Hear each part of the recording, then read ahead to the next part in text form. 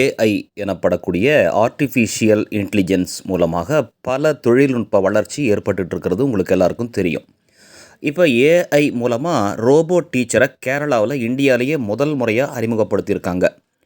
இந்த ரோபோ டீச்சரோட பேர் ஐரிஷ் அப்படின்னு பேர் வச்சுருக்காங்க. இது செயற்கை நுண்ணறிவால் இயங்கக்கூடியது.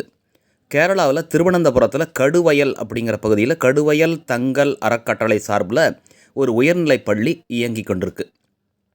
மேக் கர்லாப்ஸ் எஜுடெக் என்ற நிறுவனத்தோடு இணைஞ்சி செயற்கை நுண்ணறிவு தொழில்நுட்பத்தில் இயங்கக்கூடிய இந்த டீச்சரை அறிமுகப்படுத்தியிருக்காங்க.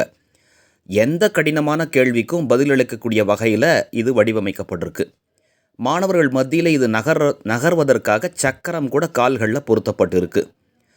மாணவர்கள் ரொம்பவும் மகிழ்ச்சியாக இதோட கலந்துரையாடி பாடங்களை படிச்சுக்கிட்டு இருக்கிறத அவங்க சோஷியல் மீடியாவில் பள்ளி மூலமாக பகிர்ந்திருக்காங்க.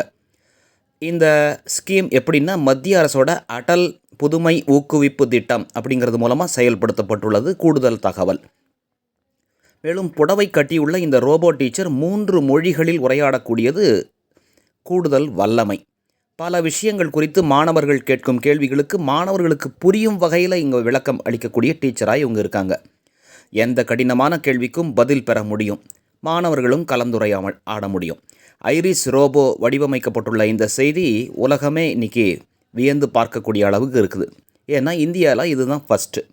இது வெறும் ரோபோ இல்லை, மனித டீச்சர்களை போன்று, அதாவது ஹியூமனாய்டு மனித டீச்சர்களை போன்று கலந்துரையாடும் மாணவர்களின் கேள்விக்கு பதிலளிக்கும் வல்லமை உடையதுங்கிறது உங்களுக்கான இன்றைய ஸ்பெஷல் நியூஸ்.